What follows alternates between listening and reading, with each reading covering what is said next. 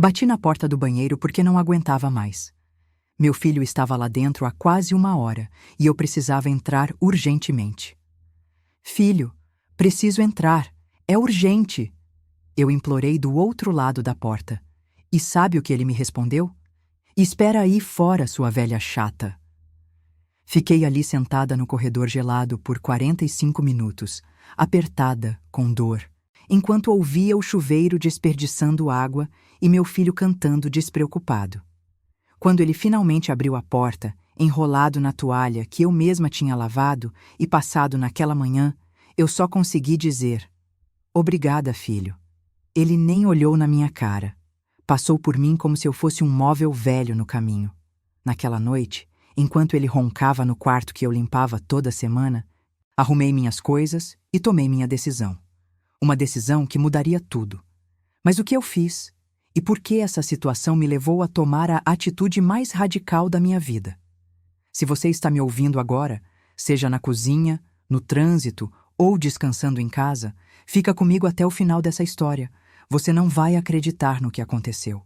E se essa história te tocar de alguma forma, se inscreve no canal para ouvir mais relatos reais como este. Compartilha também de onde você está me ouvindo.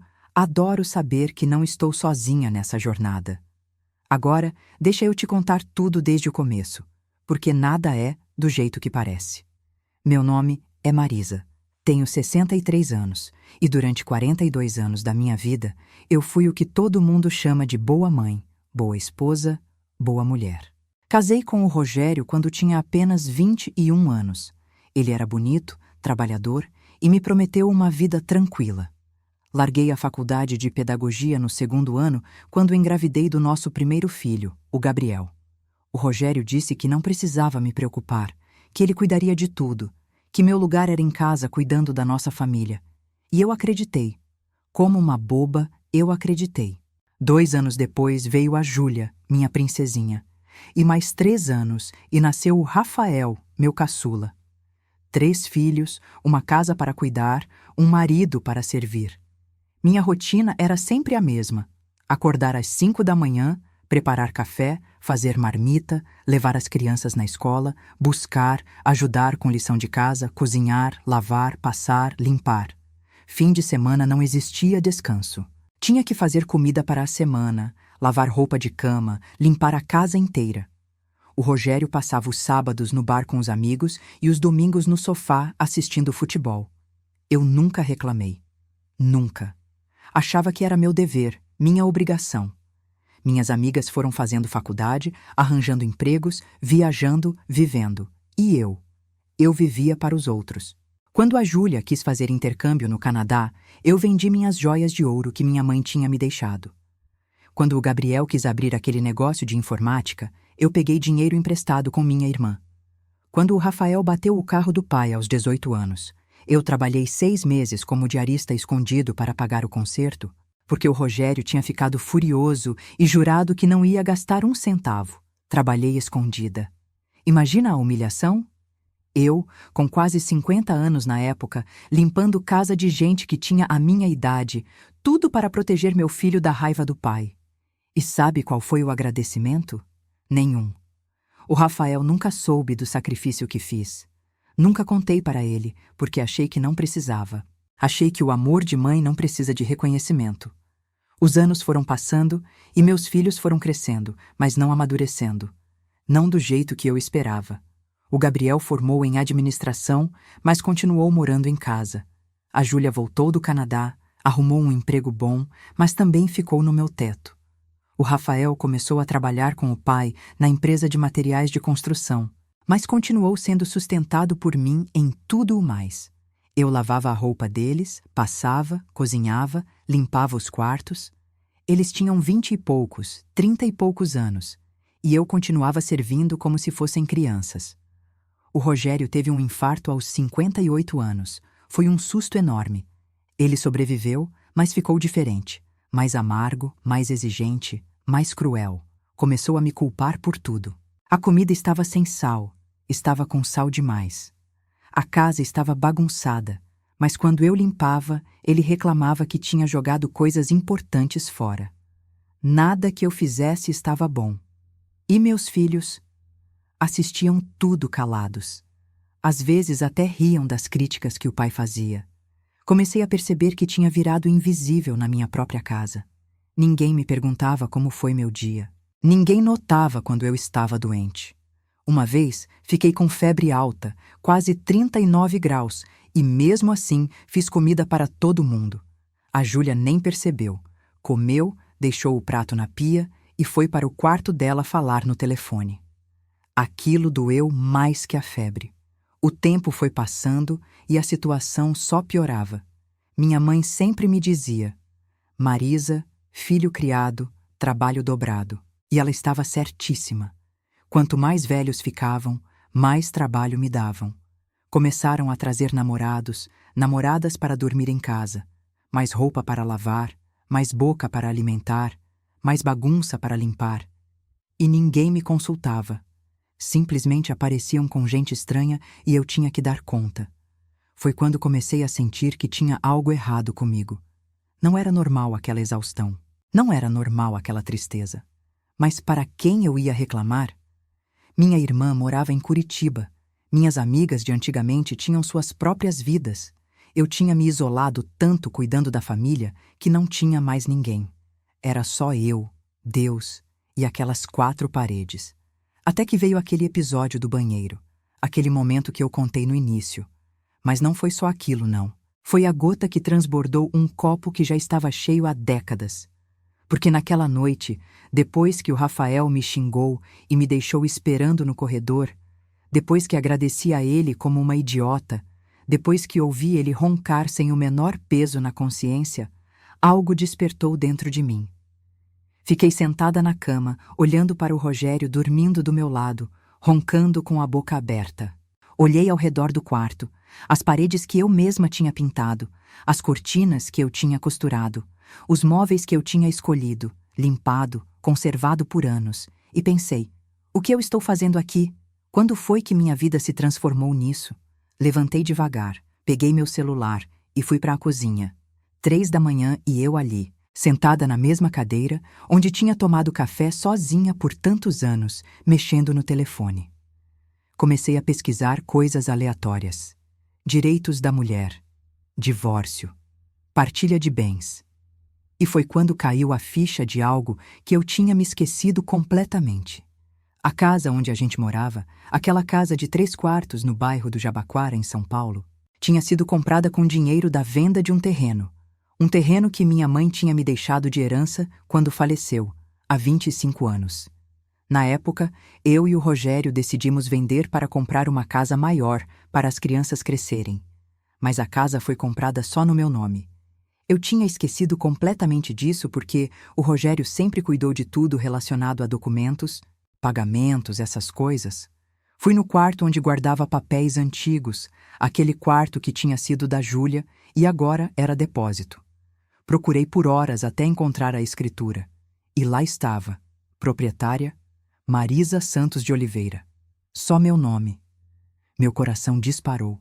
Voltei para a cozinha e continuei pesquisando. Descobri que eu tinha direitos que nunca tinha considerado, que aquela casa era minha, que eu não precisava aceitar ser tratada daquele jeito. Mas não era só a casa. Comecei a me lembrar de outras coisas. Meu pai tinha me deixado umas ações de uma empresa quando morreu, uns 10 anos atrás. O Rogério tinha dito que não valia nada, que era melhor esquecer.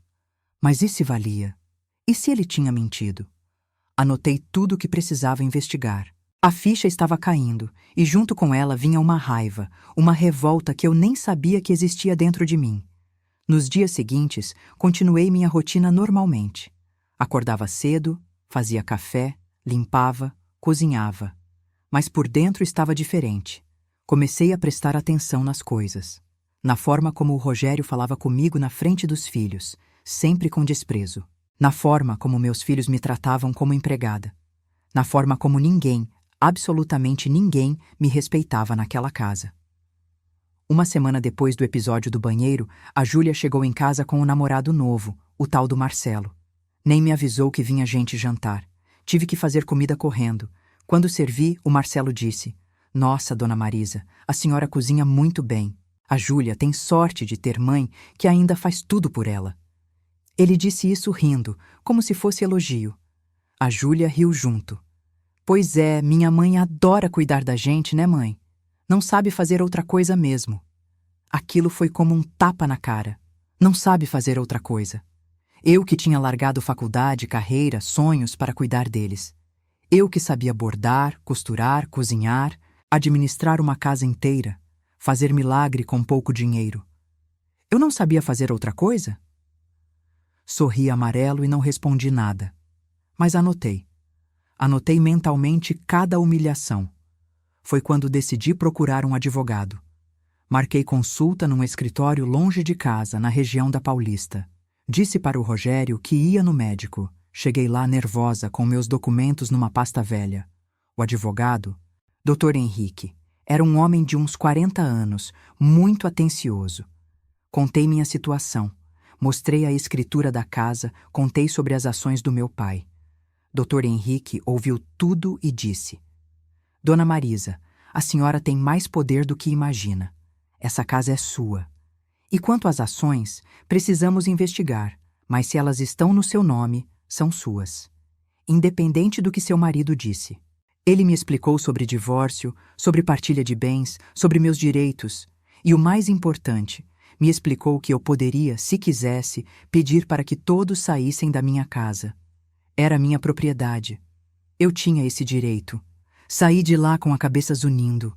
Peguei o metrô de volta para casa e durante todo o trajeto fiquei pensando: será que eu tinha coragem? Será que conseguiria fazer isso? Expulsar minha própria família da minha casa? Parecia loucura, parecia crueldade. Mas não era crueldade o que estavam fazendo comigo há anos? Cheguei em casa e a cena era a de sempre. Gabriel no computador, Júlia no celular, Rafael jogando videogame, Rogério no sofá assistindo jornal, a pia cheia de louça. Ninguém tinha nem esquentado a comida que deixei pronta. Preferiram pedir lanche. As embalagens estavam jogadas na mesa da sala. Respirei fundo e fui lavar a louça. Mas dessa vez estava diferente. Dessa vez eu tinha um plano. Comecei a agir normalmente, mas investigando por trás. Fui atrás das ações que meu pai tinha me deixado. Descobri que a empresa tinha crescido muito nesses anos. Aquelas ações que o Rogério disse que não valiam nada estavam avaliadas em mais de R$300 mil. 300 mil. E ele sabia. Claro que sabia. Porque todos os anos chegava um informe em casa e ele dizia que era só papel inútil e jogava fora. Mas eu encontrei os últimos informes guardados no escritório dele. Ele tinha escondido de mim. Por anos. Chorei quando descobri. Chorei de raiva, de tristeza, de decepção. O homem com quem tinha casado, com quem tinha dividido vida, tinha me roubado. Não era só descaso, era roubo mesmo. Ele sabia que aquele dinheiro era meu e escondeu, provavelmente esperando eu morrer para ficar com tudo. A máscara tinha caído completamente. Procurei Dr. Henrique de novo e mostrei o que tinha descoberto. Ele ficou indignado. Me ajudou a entrar em contato com a empresa, regularizar minha situação como acionista. Descobri que podia vender as ações quando quisesse. Aquele dinheiro era meu, só meu. De repente, eu não era mais uma mulher sem recursos. Era uma mulher com uma casa no próprio nome e R$300 mil em ações. Tudo isso sem minha família saber. Dr. Henrique me aconselhou a não contar nada ainda. Dona Marisa, prepare tudo primeiro. Organize sua saída, sua nova vida. Depois, a senhora confronta eles. E foi o que fiz. Comecei a planejar cada detalhe. Abri uma conta em outro banco, transferi as ações para lá. Separei meus documentos importantes. Comprei algumas roupas novas, guardei num guarda-volumes que aluguei. Fui me preparando. Enquanto isso, em casa, continuava sendo a Marisa de sempre. Submissa, quieta, servil. Mas por dentro estava fervendo. E quanto mais eu observava, mais absurdos eu via. O Rogério falando mal de mim para os filhos, dizendo que eu estava ficando louca, esquecida. A Júlia reclamando das minhas comidas, dizendo que queria comer coisa fit, que eu só fazia porcaria. O Gabriel me pedindo dinheiro emprestado, sendo que ganhava 3 vezes mais que eu ganhava quando trabalhava de diarista. O Rafael trazendo a namorada para dormir no meu sofá, os dois fazendo barulho até de madrugada sem o menor respeito. Cada humilhação eu engolia e anotava mentalmente. Cada desrespeito era mais lenha na fogueira da minha raiva. Até que resolvi que tinha chegado a hora. Já tinha tudo planejado. Tinha alugado um apartamento pequeno, de 1 quarto, perto da estação de metrô. Tinha transferido minhas ações. Tinha conversado com o Dr. Henrique sobre todos os passos legais. Estava pronta. Era uma sexta-feira, dia 23 de novembro. Lembro da data porque era a véspera do meu aniversário. Eu ia fazer 64 anos no sábado, e como sempre, ninguém tinha comentado nada, nem parabéns, nem plano de comemoração, nada. Aquilo foi o empurrão final que eu precisava. Naquela sexta, fiz comida como sempre. Arroz, feijão, bife acebolado, batata frita, farofa, a comida que meus filhos adoravam. Coloquei a mesa bonita, com toalha e tudo. Chamei todo mundo para jantar. Eles vieram reclamando, como sempre, interrompendo seus afazeres super importantes. Sentamos à mesa. Rogério, Gabriel, Júlia, Rafael e eu, a família completa. Depois de tanto tempo, todos juntos para jantar. Servi todo mundo. Esperei eles começarem a comer. E então eu disse: gente, preciso contar uma coisa importante. O Rogério nem levantou os olhos do prato. Fala logo, Marisa, a comida está esfriando. Eu respirei fundo. Eu vou me separar e vocês vão ter que sair da minha casa. O silêncio foi absoluto. Todo mundo parou de mastigar. A Júlia foi a primeira a reagir. Como assim, mãe? Que brincadeira é essa? Eu olhei firme para ela. Não é brincadeira. Essa casa está no meu nome, só no meu nome, e eu quero que vocês saiam, todos vocês. O Rogério começou a rir. Aquela risada debochada que ele sempre dava quando achava que eu estava falando besteira. Você ficou louca de vez, Marisa. Essa casa é nossa, eu que paguei por ela com meu suor. Eu peguei a escritura que estava na minha bolsa e joguei na mesa. Lê aí, Rogério. Lê o nome do proprietário. Ele pegou o papel, ainda rindo, mas quando leu, a risada morreu na boca. Ficou vermelho. Isso não quer dizer nada. Eu que paguei. Só colocaram seu nome por algum motivo burocrático na época.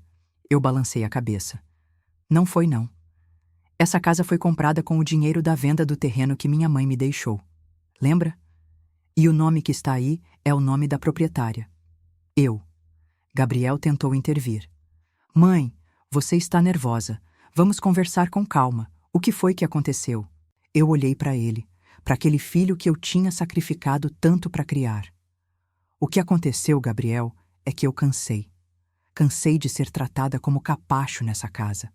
Cansei de servir vocês como se fossem reis e eu fosse escrava. Cansei de não ser respeitada, não ser valorizada, não ser amada. A Júlia começou a chorar. Mãe, a gente te ama. Claro que te ama. Você está exagerando. A gente só não demonstra muito, mas você sabe que te amamos. Eu senti vontade de rir. Amor se demonstra, Júlia.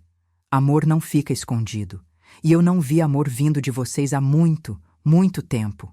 Vi descaso, vi desrespeito, vi humilhação. O Rafael estava quieto, mas eu vi o olhar dele mudar. Ele sabia exatamente do que eu estava falando. Do episódio do banheiro, de todas as vezes que tinha me tratado mal. Mãe, eu... Ele começou, mas eu levantei a mão. Não quero ouvir desculpas agora, Rafael.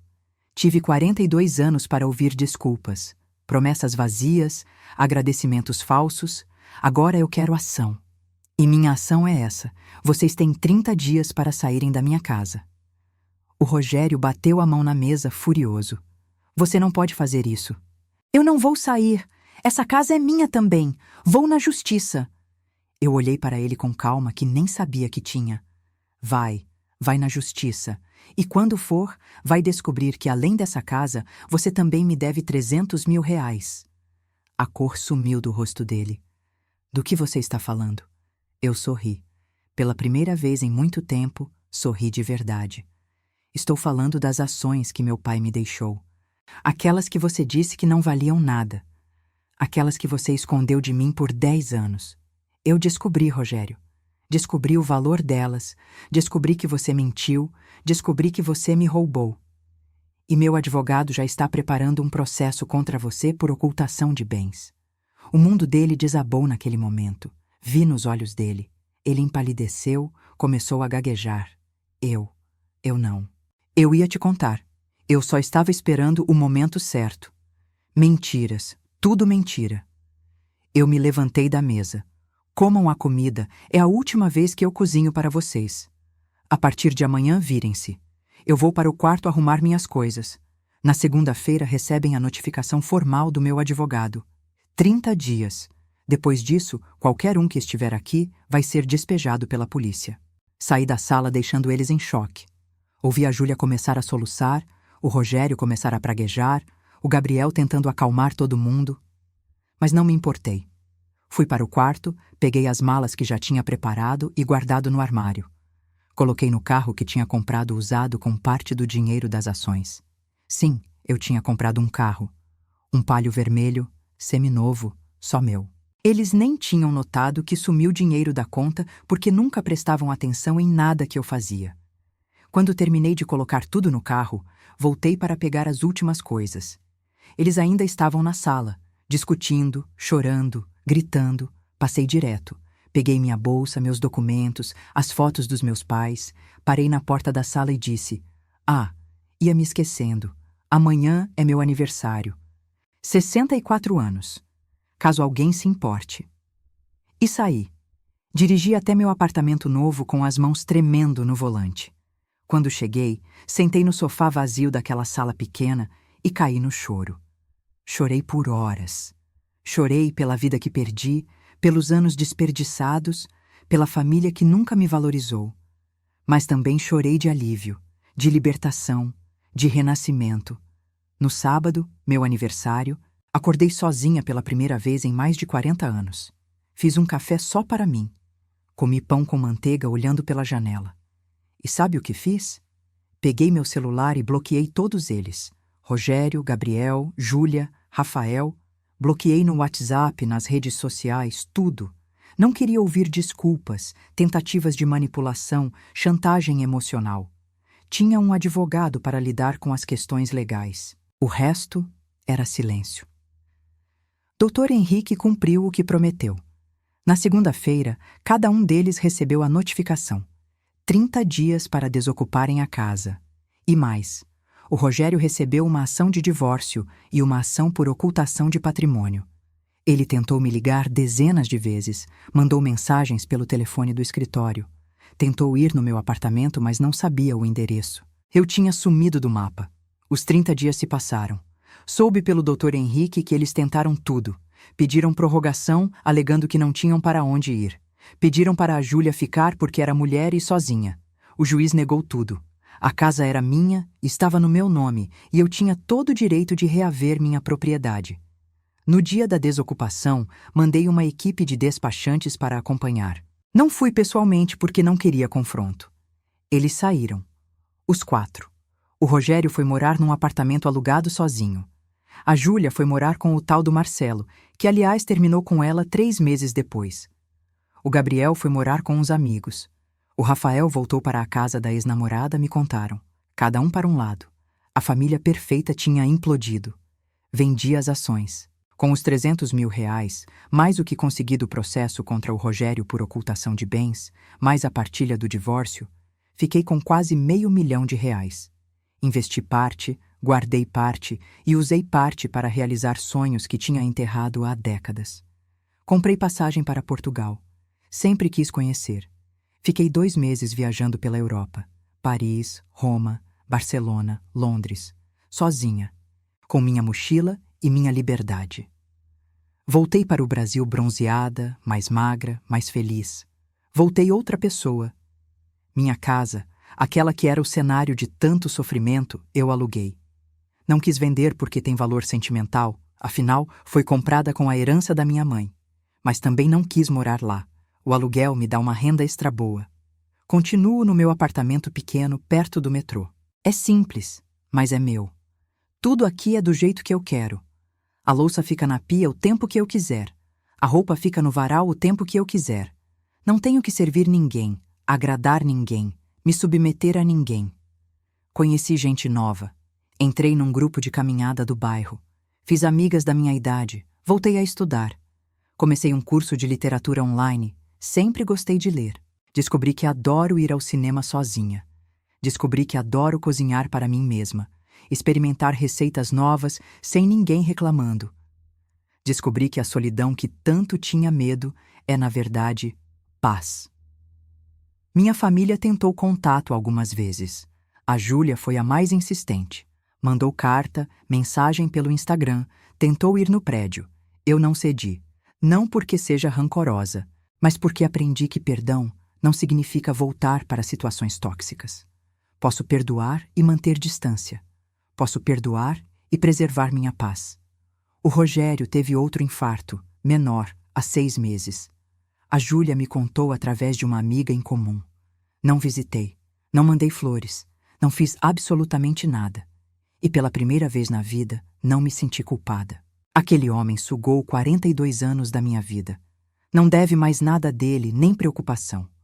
Hoje, quando me olho no espelho, vejo uma mulher diferente. Tenho rugas, cabelos brancos que não escondo mais, mãos marcadas pelo tempo.